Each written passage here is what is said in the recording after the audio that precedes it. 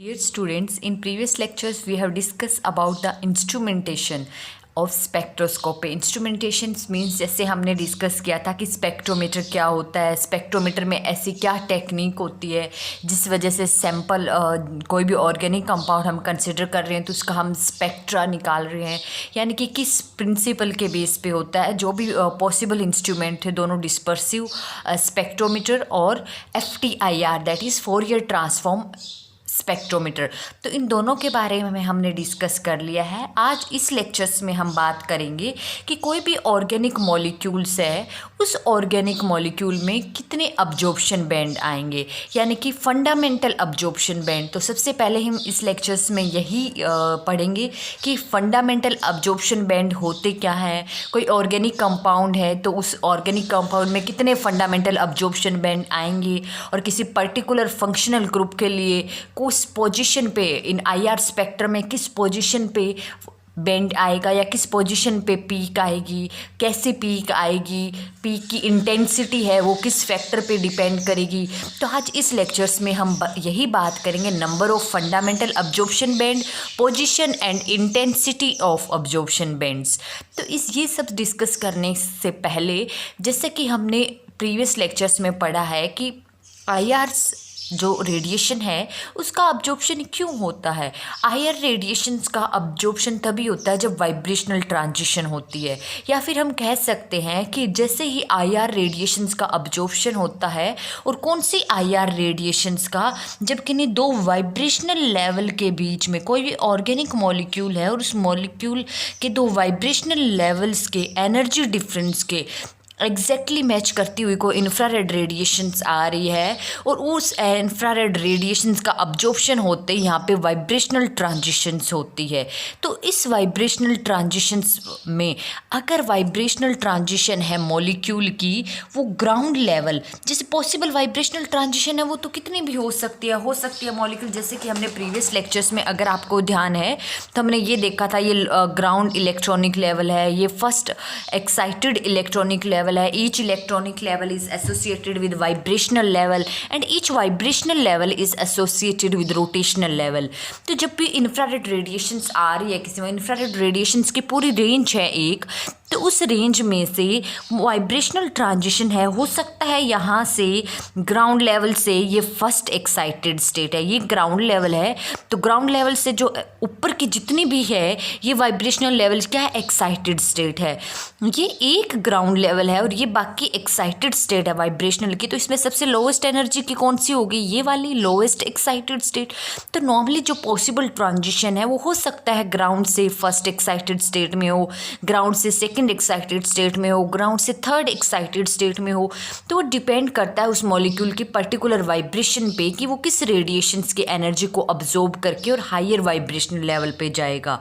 But actuals में जब कोई मॉलिक्यूल ऑर्गेनिक कंपाउंड है, वो वाइब्रेशनल ट्रांजिशन है किसी ग्राउंड लेवल में वाइब्रेशनल लेवल में है, और इंफ्रारेड रेडिएशन को अब्जॉर्ब करके अगर वो ग्राउंड लेवल से जो लोवेस्ट एक्साइटेड स्टेट है वाइब्रेशनल की उसमें जाए, वो ट्रांजिशन पॉसिबल हो, तो उसके कॉरेस्पॉन्डिंग जो बैंड आता है उसे हम बोलते हैं फंडामेंटल अब्जॉर्प्शन बैंड। जैसे कि अगर हम डिस्कस करें, लेट कर लिया यहाँ पे ये जो है वाइब्रेशनल लेवल है, ये ग्राउंड लेवल है जैसे कि V नोट से दिखा रहे हैं, और ये जो वाइब्रेशनल लेवल है ये फर्स्ट एक्साइटेड स्टेट है। जब मॉलिक्यूल ऑर्गेनिक मॉलिक्यूल है आने वाले इंफ्रारेड रेडिएशन के साथ इंटरेक्ट करेगा, और जो रेडिएशन है इस एनर्जी डिफरेंस के एग्जैक्टली मैच कर जाएगी, उस रेडिएशन को अब्जॉर्ब करके मॉलिक्यूल है वो ग्राउंड से फर्स्ट वाइब्रेशनल एक्साइटेड स्टेट में जाएगा। तो इस अब्जॉर्प्शन को बोलेंगे फंडामेंटल अब्जॉर्प्शन, और इसके कॉरेस्पॉन्डिंग जो बैंड आएगा, यानी कि मॉलिक्यूल है वो किस फ्रीक्वेंसी की रेडिएशंस को अब्जॉर्ब करेगा ग्राउंड से फर्स्ट एक्साइटेड स्टेट में जाने में, तो उस फ्रीक्वेंसी पे जो पीक आएगी, जो बैंड आएगा, उसे हम बोलते हैं फंडामेंटल अब्जॉर्प्शन बैंड। तो फंडामेंटल अब्जॉर्प्शन बैंड क्या होता है, किसी भी मॉलिक्यूल में वो वाइब्रेशनल ट्रांजिशंस होती है जहां ग्राउंड लेवल से फर्स्ट एक्साइटेड स्टेट, या फिर हम कह सकते हैं ग्राउंड लेवल से जो लोवेस्ट एनर्जी की एक्साइटेड स्टेट है, उसमें जब ट्रांजिशन ट्रांजिशन होता है, तो इस वाइब्रेशनल ट्रांजिशन के कॉरेस्पॉन्डिंग जब एनर्जी का अब्जॉर्प्शन होता है और उस पर्टिकुलर फ्रीक्वेंसी पे जो बैंड आएगा उसे हम बोलते हैं फंडामेंटल अब्जॉर्प्शन बैंड। अब कोई भी ऑर्गेनिक मॉलिक्यूल है, ये हम कैसे पता लगाएंगे कि इसमें कितने अब्जॉर्प्शन बैंड आएंगे, यानी कि उस पर्टिकुलर ऑर्गेनिक मॉलिक्यूल में ऐसे कितनी वाइब्रेशनल ट्रांजिशन पॉसिबल है ग्राउंड लेवल से फर्स्ट एक्साइटेड स्टेट में। तो वो डिपेंड करता है कि उस मॉलिक्यूल में ऐसी कितनी फंडामेंटल वाइब्रेशनल मोड है, यानी कि वो मॉलिक्यूल फंडामेंटली कितने वे में वाइब्रेट करता है। जितने फंडामेंटल वाइब्रेशनल मोड होंगे उतने ही उसके फंडामेंटल अब्जॉर्प्शन बैंड आएंगे। यानी कि हम क्या कह सकते हैं कि number of fundamental absorption band in a molecule will be equal to the number of fundamental vibrational mode in that molecule. अब अगर हमें पता चल जाए किसी मॉलिक्यूल में कितने फंडामेंटल वाइब्रेशनल मोड है, जितने फंडामेंटल वाइब्रेशनल मोड है, इसका मतलब उस पर्टिकुलर मॉलिक्यूल में उतने ही फंडामेंटल अब्जॉर्प्शन बैंड आएंगे। अब फंडामेंटल अब्जॉर्प्शन क्या होते हैं, जैसे ही मॉलिक्यूल्स है वो ग्राउंड से फर्स्ट एक्साइटेड लेवल में जाएगा तो एनर्जी का अब्जॉर्प्शन है वो स्ट्रांगली होगा और जो बैंड आएगा हमारे पास फंडामेंटल अब्जॉर्प्शन बैंड वो स्ट्रॉन्ग हाई इंटेंसिटी का बैंड आएगा। अब मॉलिक्यूल्स की बात करें कि मॉलिक्यूल्स की नेचर कैसी है, उसकी मॉलिक्यूल्स की नेचर पे डिपेंड करेगा कि उस पर्टिकुलर मॉलिक्यूल में कितने फंडामेंटल वाइब्रेशनल मोड होंगे। अब हमारा पहला एम है कि हम निकालेंगे फंडामेंटल वाइब्रेशनल मोड। अब लेट कर लिया हमने कोई भी डाई एटॉमिक मॉलिक्यूल कंसिडर कर लिया। डाई एटॉमिक मॉलिक्यूल कंसिडर कर लिया तो पहले तो जैसे अगर आप रिमेम्बराइज करो कि जहाँ पे हमने पॉसिबल वाइब्रेशन देखी थी किसी मॉलिक्यूल में जो मोशन होते हैं उनसे कोई बोलते हैं मॉलिक्यूलर वाइब्रेशंस। तो कौन सी पॉसिबल्स वाइब्रेशंस थी, जैसे स्ट्रेचिंग वाइब्रेशन, बेंडिंग वाइब्रेशंस। तो डाई एटॉमिक मॉलिक्यूल की अगर हम बात करें कि लेट कर लिया कोई मॉलिक्यूल्स है which consist of only 2 atoms. अब 2 ही एटम्स है, एक ही सिंगल बॉन्ड है, तो इस डाई एटॉमिक मॉलिक्यूल में कितनी वाइब्रेशन पॉसिबल है, ये बैंड तो नहीं कर सकता, सिर्फ और सिर्फ स्ट्रेचिंग वाइब्रेशन इसमें पॉसिबल है। जैसे कि मॉलिक्यूल में 2 टाइप की होती है, स्ट्रेचिंग एंड बेंडिंग, जिसमें से इसमें बेंडिंग पॉसिबल नहीं है, एक ही बॉन्ड है, तो किस बॉन्ड में एंगल के अबाउट ये रोटेट करेगा, बेंड करेगा नहीं। तो जस्ट क्या है, इस डाई एटॉमिक मॉलिक्यूल, अगर हम कोई भी डाई एटॉमिक मॉलिक्यूल की बात करें तो वो बॉन्ड या तो वो स्ट्रेच हो सकता है या फिर कह सकते हैं कि वो एक्सटेंड हो सकता है या फिर वो कंप्रेस हो सकता है। तो सिर्फ डाई एटॉमिक मॉलिक्यूल में एक ही वाइब्रेशन पॉसिबल है, वो कौन सी है, स्ट्रेचिंग वाइब्रेशन। यानी कि डाई एटॉमिक मॉलिक्यूल में एक ही फंडामेंटल वाइब्रेशनल मोड है, तो डाई एटॉमिक मॉलिक्यूल के लिए अब्जॉर्प्शन बैंड कितना आएगा, एक ही फंडामेंटल अब्जॉर्प्शन बैंड आएगा। क्लियर है। अब अगर हम बात करें पॉली एटॉमिक मॉलिक्यूल के केस में, पॉली एटॉमिक मॉलिक्यूल है वहाँ पे वाइब्रेशन है वो एक नहीं बल्कि मोर देन 1 टाइप की, वहाँ स्ट्रेचिंग भी हो सकती है, वहाँ पे बेंडिंग भी पॉसिबल है। तो पॉली एटॉमिक मॉलिक्यूल के केस में कितने वाइब्रेशनल मोड होंगे ये निकालने के लिए हमें पता होना चाहिए कि टोटल पॉली एटॉमिक मॉलिक्यूल है उसमें कितने टाइप के मोशन है। जैसे कि अगर हम बात करें, अगर हमें कहीं पे भी सिर्फ एक एटम की बात करें, सिर्फ एक एटम की हमें पोजीशन स्पेसिफाई करने के लिए, मान लो ये एटम है, ये मूव कर रहा है, एक पोजीशन से दूसरी पोजीशन पे जा रहा है, तो एक एटम का, सिर्फ सिंगल एटम का मूवमेंट दिखाने के लिए 3D में हमें कितने कोऑर्डिनेट चाहिए, हमें एक्स कोऑर्डिनेट भी चाहिए, वाई कोऑर्डिनेट भी चाहिए, जेड कोऑर्डिनेट भी चाहिए। तो सिर्फ और सिर्फ एक एटम यानी कि एज ए सिंगल पॉइंट यहाँ पे होता है एक एटम के मोशन को डिस्क्राइब करने के लिए, उसकी पोजीशन को कंप्लीटली डिस्क्राइब करने के लिए हमें 3 कोऑर्डिनेट चाहिए, x Y and Z. 3D में जब डिफाइन करेंगे, तीनों कोऑर्डिनेट हमारे पास होंगे तभी हम उसकी पोजीशन को एक्यूरेटली या करेक्टली डिफाइन कर सकते हैं कि वो कहाँ एग्जिस्ट कर रहा है। अब अगर बात आती है मॉलिक्यूल्स की, मॉलिक्यूल्स में तो मोर देन 1 एटम्स होते हैं, तो पूरे मॉलिक्यूल जब मूव कर रहा है तो उसके हर एक एटम मूव कर रहे हैं। जब हमें सिर्फ और सिर्फ एक एटम के लिए ही 3 कोऑर्डिनेट चाहिए, लेट कर लिया पॉली एटम है, पॉली एटम के पास कितने होते हैं, n नंबर ऑफ एटम्स है total. n number of atoms है तो उस n एटम्स, एक एटम्स को पोजीशन या मोशन दिखाने के लिए हमें 3 कोऑर्डिनेट चाहिए। तो पूरे मॉलिक्यूल के लिए हमें कितने चाहिए? 3 इंटू एन। 3 इंटू एन है, इसे क्या बोलते हैं? Degree of freedom. कई बार ये आई हुई है टर्म डिग्री ऑफ फ्रीडम। क्या होता है डिग्री ऑफ फ्रीडम? डिफाइन कीजिए। तो डिग्री ऑफ फ्रीडम क्या है? जस्ट नंबर ऑफ कोऑर्डिनेट्स है which are required to specify the position, और we can say that motion of a molecule. यानी कि पूरे एक मॉलिक्यूल का मोशन या उसकी पोजीशन को कंप्लीटली डिफाइन करने के लिए हमें कितने कोऑर्डिनेट चाहिए, उसे बोलते हैं डिग्री ऑफ फ्रीडम। तो कितने होते हैं? 3n, वेयर n कितने हैं? Number of atoms. जब एक एटम्स को 3 चाहिए तो n एटम्स के लिए कितना हो जाएगा? ट्रिपल हो जाएगा, 3 इंटू एन। अब यहाँ पे बात आती है, ये 3n क्या है? Degree of freedom. यानी कि हमें 3n कोऑर्डिनेट चाहिए मॉलिक्यूल के मोशन को डिफाइन करने के लिए।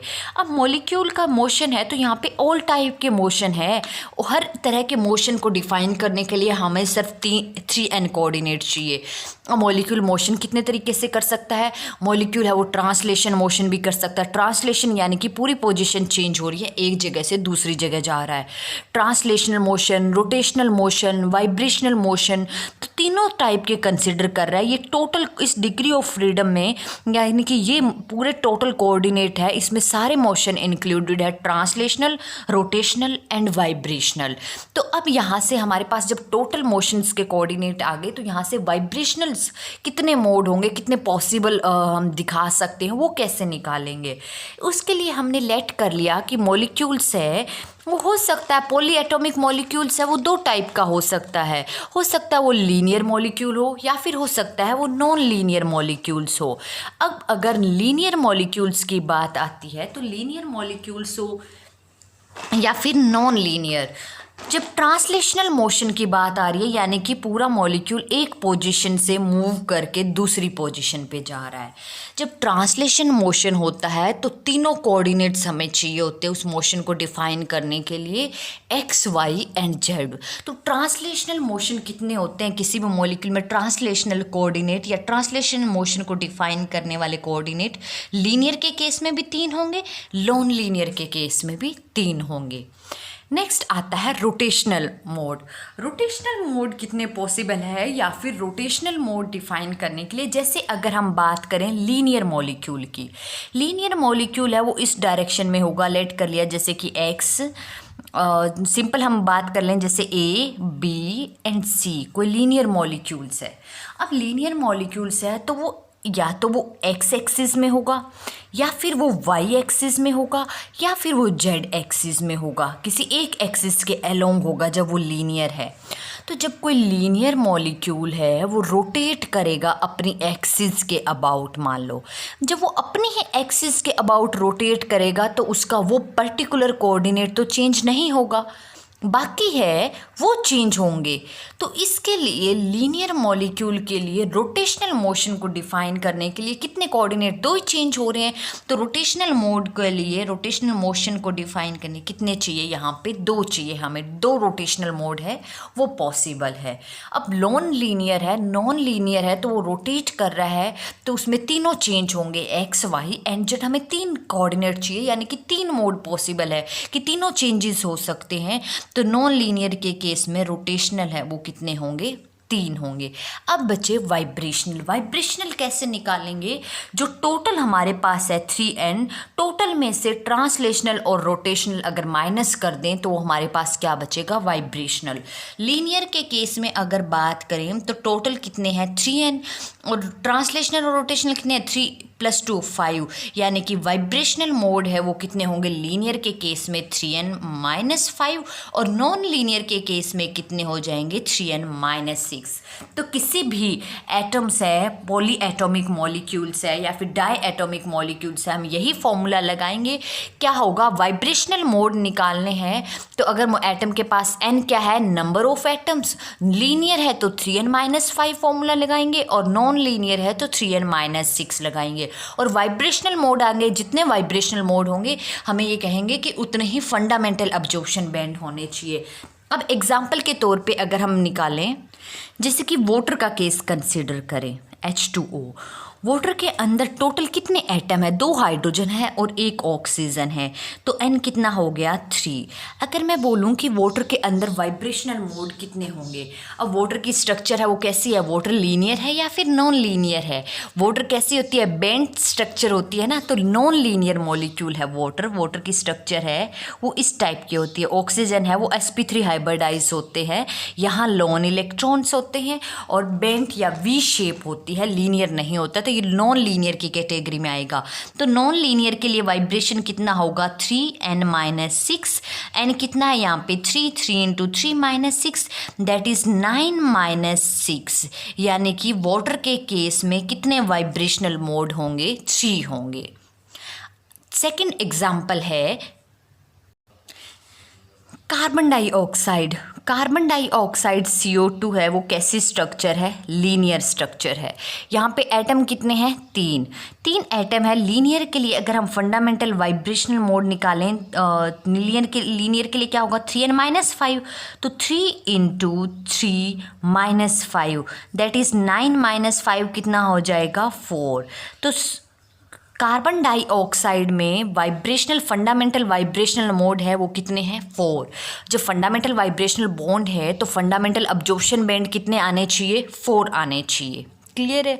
अब जैसे जैसे n इंक्रीज होगा, अगर हम बात करें लार्ज मॉलिक्यूल्स की, एटम्स है वो इंक्रीज, लार्ज मॉलिक्यूल्स होंगे तो हायर नंबर ऑफ एटम्स होंगे, एटम्स के नंबर है वो इंक्रीज होते जाएंगे, यानी कि एन इंक्रीज होगा तो उस पर्टिकुलर मॉलिक्यूल में वाइब्रेशनल मोड है वो क्या होते जाएंगे? इंक्रीज।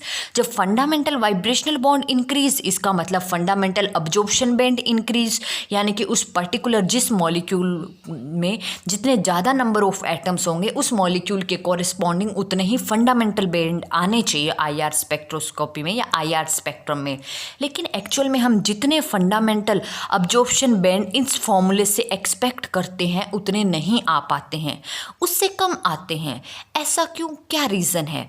जैसे कि अभी हमने कार्बन डाइऑक्साइड का अगर हम एग्जाम्पल कंसिडर करें, कितने वाइब्रेशनल मोड निकालने हैं हमने? 4 वाइब्रेशनल मोड निकाले हैं। तो फंडामेंटल अब्जॉर्प्शन बैंड कितने होने चाहिए? 4 होने चाहिए। 4 अब्जॉर्प्शन बैंड होने चाहिए। और एक्चुअल में जब हम कंसिडर करते हैं CO2 में कितनी पॉसिबल है? CO2 में अगर हम स्ट्रेचिंग की बात करें, स्ट्रेचिंग है वो हो सकता है सिमेट्रिक हो, यानी कि दोनों के तरफ एक्सटेंड हो रहे हो, या फिर दोनों कंप्रेस हो, सिमेट्रिक स्ट्रेचिंग पॉसिबल है। दूसरी कैसी है? एसिमेट्रिक में यानी कि एक कंप्रेस हो रहा हो और एक एक्सटेंड हो रहा हो, ये पॉसिबल है। और तीसरी क्या? स्ट्रेचिंग तो 2 ही है, कंप्रेशन या एक्सटेंशन, या फिर सिमेट्रिक या फिर एसिमेट्रिक। तीसरी पॉसिबिलिटी क्या है? Bending vibration. तो बेंडिंग वाइब्रेशन है वो हो सकता है परपेंडिकुलर, जैसे ऑक्सीजन है वो आउट ऑफ द प्लेन जा रहे हो दोनों, या फिर हो सकता है ऑक्सीजन में दोनों बिलो द प्लेन जा रहे हो।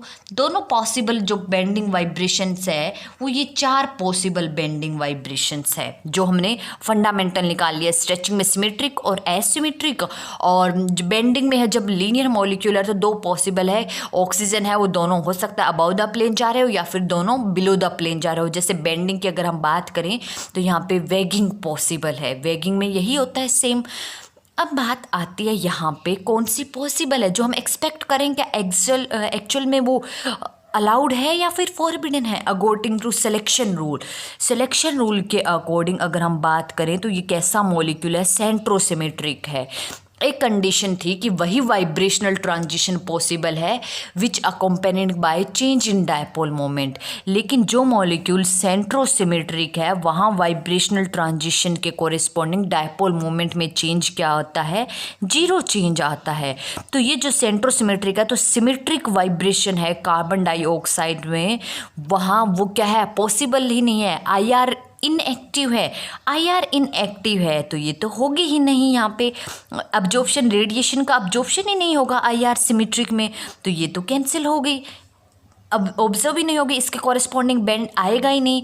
यहाँ ये कैसी है, यहाँ पे डायपोल मोमेंट में चेंज आ रहा है क्योंकि ये सेंटर के विद रिस्पेक्ट टू सिमेट्रिक नहीं है। ये वाइब्रेशन एक तो कंप्रेस हो रही है, एक एक्सटेंड हो रही है।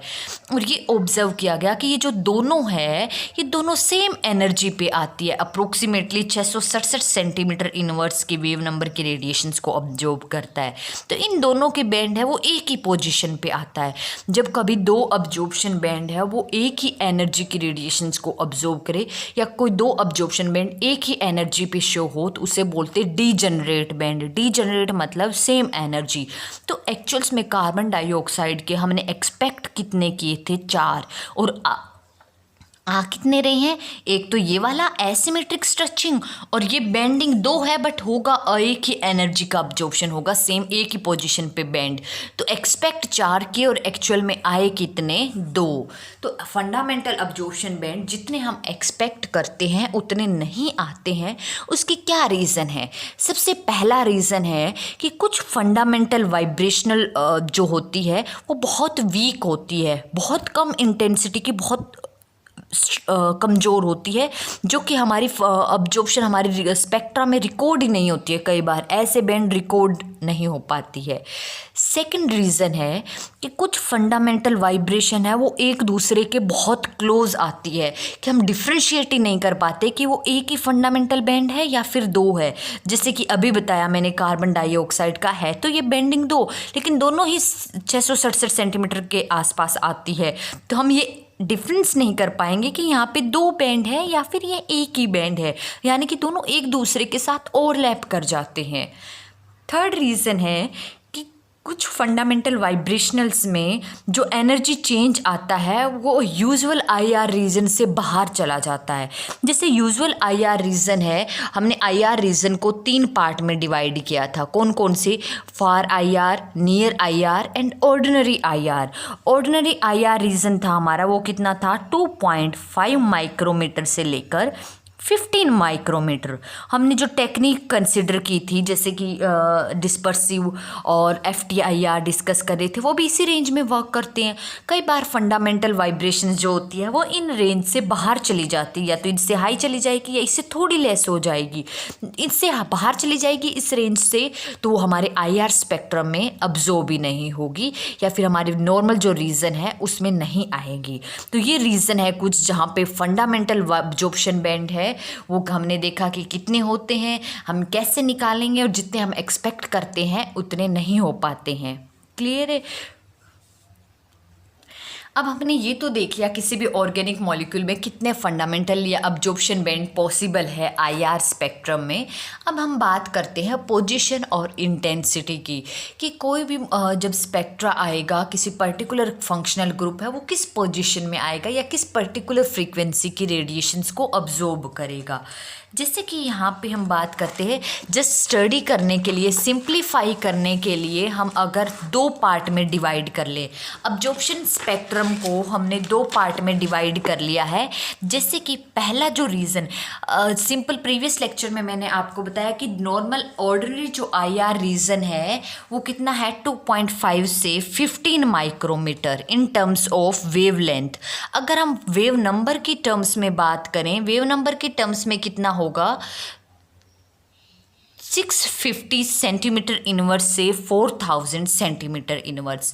क्योंकि जितने भी, यही रीज़न क्यों लिया है कि जैसे कि मैंने बताया कि जब भी IR रेडिएशंस का अब्जॉर्प्शन होगा तो मॉलिक्यूल में वाइब्रेशनल ट्रांजिशन होगी, यानी कि किसी ऑर्गेनिक मॉलिक्यूल में 2 वाइब्रेशनल एनर्जी लेवल के बीच में जो एनर्जी डिफरेंस है उतनी एनर्जी को मैच करती हुई अगर कोई IR रेडिएशन आ रही है तो उस रेडिएशन का अब्जॉर्प्शन होगा और मॉलिक्यूल हायर वाइब्रेशनल लेवल में चला जाएगा।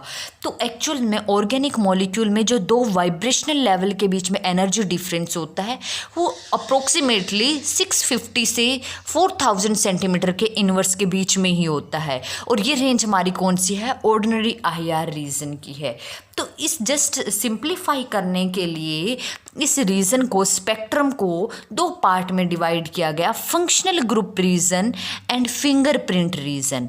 फंक्शनल ग्रुप रीजन की अगर हम बात करें तो 1250 सेंटीमीटर इनवर्स से लेकर 4000 सेंटीमीटर इनवर्स का जो रीजन होगा स्पेक्ट्रम में उसे बोलेंगे फंक्शनल ग्रुप रीजन। अब फंक्शनल ग्रुप रीजन है क्या, क्योंकि 4000 से 1250 सेंटीमीटर इनवर्स के बीच में जो बैंड आएंगे वो मेनली ऑर्गेनिक मॉलिक्यूल में जितने भी फंक्शनल ग्रुप होते हैं उन पर्टिकुलर फंक्शनल ग्रुप की स्ट्रेचिंग वाइब्रेशन से रिलेटेड बैंड आएंगे।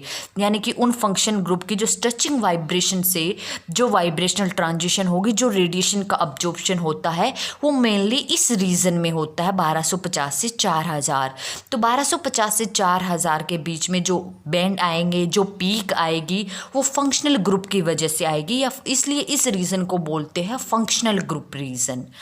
1250 से लेस का जो रीजन होता है इसमें या तो सिंगल बॉन्ड, जैसे carbon carbon single bond, carbon nitrogen carbon oxygen carbon halogen का जो सिंगल बॉन्ड है वो आएगा, और साथ के साथ यहाँ पे स्ट्रेचिंग के साथ साथ ऑल ओवर मॉलिक्यूल्स में कितनी पॉसिबल वाइब्रेशन है, जैसे स्ट्रेचिंग भी होगी, बेंडिंग भी होगी, अदर जितने भी ऐसे होल मॉलिक्यूल में जो जो पॉसिबल वाइब्रेशंस है उसके कॉरेस्पॉन्डिंग यहाँ पे अब्जॉर्प्शंस होगा।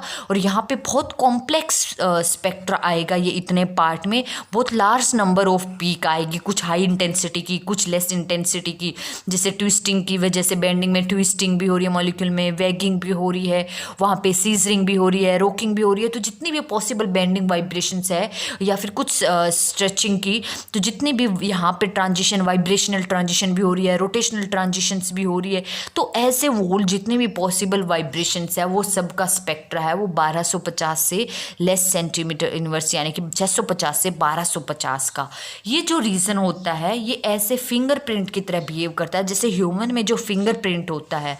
अगर हम किन्हीं भी दो मॉलिक्यूल्स की बात करें, जैसे कोई दो मॉलिक्यूल्स ले लिए और दोनों मॉलिक्यूल्स में फंक्शनल ग्रुप है वो सेम है, फंक्शनल ग्रुप सेम है, तो हो सकता है उस functional group same functional group के कोरिस्पॉन्डिंग यहाँ पे फंक्शनल ग्रुप रीजन में पीक है वो सिमिलर पोजीशन पे आ जाए। यानी कि फंक्शनल ग्रुप रीजन है वो किन्हीं दो मॉलिक्यूल का थोड़ा बहुत मैच कर सकता है, लेकिन ये रीजन जो है वो किसी भी मॉलिक्यूल का एग्जैक्टली मैच नहीं करेगा। डिफरेंट मॉलिक्यूल्स के ये रीजन जो है वो डिफरेंट होगा।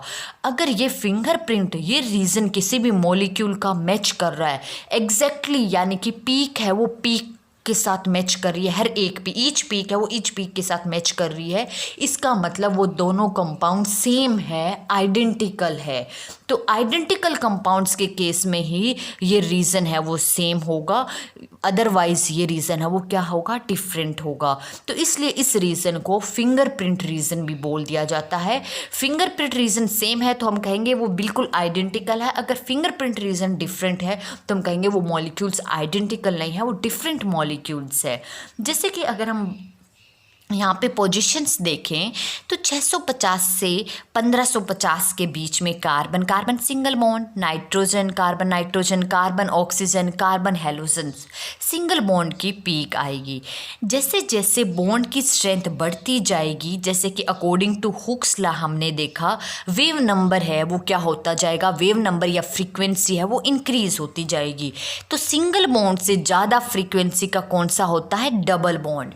तो 1550 से 1650 में क्या आएगा, carbon carbon double bond, carbon nitrogen double bond. यहाँ पे है वो नाइट्रोजन ऑक्सीजन डबल बॉन्ड। दो क्यों दिखाए हैं, क्योंकि नाइट्रोजन ऑक्सीजन में हो सकता है सिमेट्रिक हो और एसिमेट्रिक हो। एक आती है 1350 के आसपास 1350 सेंटीमीटर और एक है 1550, एक सिमेट्रिक की है एक एसिमेट्रिक की है। तो मैंने आपको जहाँ वाइब्रेशन बता रहे थे वहाँ पे भी बताया सिमेट्रिक और एसिमेट्रिक कौन सी होगी, जो हायर एनर्जी की होगी वो कौन सी होगी, एसिमेट्रिक, और जो लेसर एनर्जी या लेसर वेव नंबर की होगी वो कैसी होगी, सिमेट्रिक वाइब्रेशंस। ठीक है। अब यहाँ पे डबल बॉन्ड है 1650 से 1850, carbon carbon double bond, carbon nitrogen, ये भी डबल बॉन्ड, लेकिन ये बॉन्ड है वो स्ट्रेंथ ज़्यादा है, इसलिए कार्बन कार्बन डबल बॉन्ड और कार्बन नाइट्रोजन डबल बॉन्ड से हायर फ्रीक्वेंसी का कार्बोनिल ग्रुप के लिए आएगा। मोस्ट इम्पॉर्टेंट रीज़न है ये फंक्शनल ग्रुप के लिए, कार्बोनिल ग्रुप के लिए 1650 से 1850 के बीच में। क्लियर है। 1850 से 2000 में कुछ ही बैंड आएंगे, इतने इम्पोर्टेंट नहीं होंगे। उसके बाद डबल बॉन्ड के बाद क्या आएगा, ट्रिपल बॉन्ड, फ्रीक्वेंसी है वो और ज़्यादा इंक्रीज होगी, तो 2000 से 2500 के बीच में triple bond, carbon carbon triple bond, carbon nitrogen triple bond, या फिर कीटीन लाइक जैसे X double bond, allene like structure जिसकी होगी, X double bond C double bond Y, X और वाई है कार्बन भी हो सकते हैं, ऑक्सीजन नाइट्रोजन सल्फर, कोई भी हेट्रो एटम हो सकते हैं। 2500 से ज़्यादा की रेंज है 4000 तक, इसमें carbon hydrogen single bond, OH single bond और nitrogen and hydrogen single bond, इनकी पीक आएगी। तो हर एक मॉलिक्यूल, हर एक फंक्शनल ग्रुप हम देख रहे हैं 1500 से 50 4000 है, वो फंक्शनल ग्रुप का रीज़न है। NH किस में होता है, अमीन में, OH किस में होता है, कार्बोक्सिलिक में होता है, एल्कोहल में होता है, और यहाँ पे कार्बोनिल ग्रुप है ये एल्डिहाइड, कीटोन्स।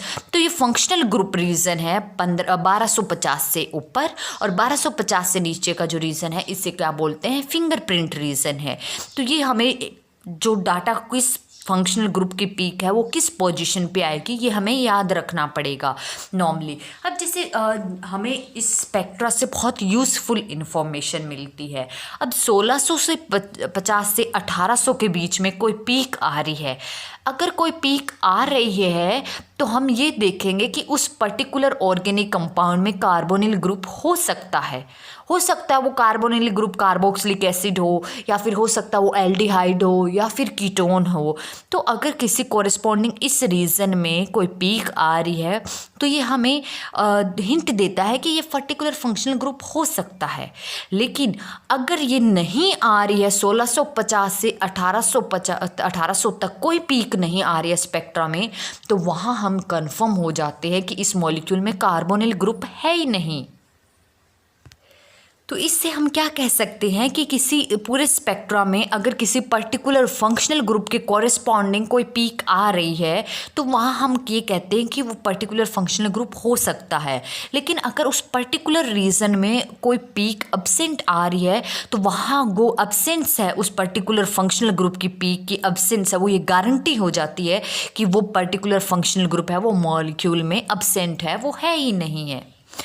इसलिए जैसे कि OH है, OH के कॉरेस्पॉन्डिंग यहाँ पे 3500 से ऊपर 3600 के आसपास कोई पीक आ रही है, 3600 के आसपास कोई पीक आ रही है तो हम कहेंगे OH ग्रुप है वहाँ पे। अगर नहीं आ रही है, बिल्कुल अब्सेंट है, तो वहाँ पे हम गारंटी हो जाते हैं कि पूरे इस ऑर्गेनिक मॉलिक्यूल में जिसको हम डिटरमाइन करें वहाँ OH ग्रुप है ही नहीं। तो इस तरह से ये जो स्पेक्ट्रा का जो हमारे पास होता है अब्जॉर्प्शन स्पेक्ट्रम IR का, ये बहुत मोस्ट इम्पॉर्टेंट और यूज़फुल इंफॉर्मेशन देता है। हम पीक को स्टडी कर सकते हैं, वो हम आने वाले लेक्चर्स में बात करेंगे कि एक अब्जॉर्प्शन स्पेक्ट्रा है वो हम कैसे स्टडी करेंगे। अभी जस्ट हमें ये देखना है कि किस एरिया में कौन सी पीक आएगी। तो फंक्शनल ग्रुप में ओनली स्ट्रेचिंग वाइब्रेशन से रिलेटेड, फंक्शनल ग्रुप की जो स्ट्रेचिंग वाइब्रेशंस है, और फिंगरप्रिंट रीजन में स्ट्रेचिंग और बेंडिंग दोनों ही आएगी। ये फिंगरप्रिंट रीजन की तरह हर एक जैसे ह्यूमन में फिंगरप्रिंट बिहेव करता है उसी तरह यहाँ पे ये जो रीजन होता है हर एक ऑर्गेनिक मॉलिक्यूल के एक ऐसे फिंगरप्रिंट की तरह होता है। ये आइडेंटिकल मॉलिक्यूल में ही आइडेंटिकल होगा, डिफरेंट मॉलिक्यूल्स का फिंगरप्रिंट रीजन है वो डिफरेंट होगा। क्लियर है। अब बात आती है कि जैसे हमने पोजीशन तो देख ली, उस पीक की इंटेंसिटी है वो कैसी आएगी। पीक जो है वो स्ट्रॉन्ग इंटेंसिटी की आएगी या वीक इंटेंसिटी की आएगी, वो हम कैसे देखेंगे। किसी भी फंडामेंटल जो अब्जॉर्प्शन बैंड है उसकी इंटेंसिटी है वो दो फैक्टर पे डिपेंड करती है। एक तो उस सैंपल की कंसंट्रेशन कैसी है, और दूसरा जब वो वाइब्रेशनल ट्रांजिशन हो रही है उस टाइम पे डायपोल मोमेंट में कितना चेंज आ रहा है। कंसंट्रेशन की बात करें हम, जैसे कि कंसंट्रेशन मॉलिक्यूल जिस सैंपल की हम स्पेक्ट्रा निकाल रहे हैं वो सैंपल जितना ज़्यादा कंसंट्रेटेड होगा तो उस केस में वो पर्टिकुलर फंक्शनल ग्रुप उतने ही ज़्यादा अमाउंट में होंगे। जैसे कि हम सिर्फ और सिर्फ CH बॉन्ड की अगर बात करें, सिंपल ले लिया हमने CH बॉन्ड। CH बॉन्ड है वो एक तो सिंपल इथेन में भी होता है CH3 CH3। दूसरा CH बॉन्ड है वो हेक्सेन या हेप्टेन में भी होगा। CH2 यहाँ मैंने ले लिए है अप्रोक्सीमेटली 6 और यहाँ CH3। अब एक तो ये मेंबर कितने ले लिए हैं मैंने यहाँ पे 6 और 2 8 ऑक्टेन ले लिया है, एक सिंपल इथेन ले लिया है। CH बॉन्ड यहाँ पे भी है, यहाँ पे भी है, लेकिन यहाँ पे CH कितने हैं 3 और 3 6, लेकिन यहाँ पे 6 से ज़्यादा है।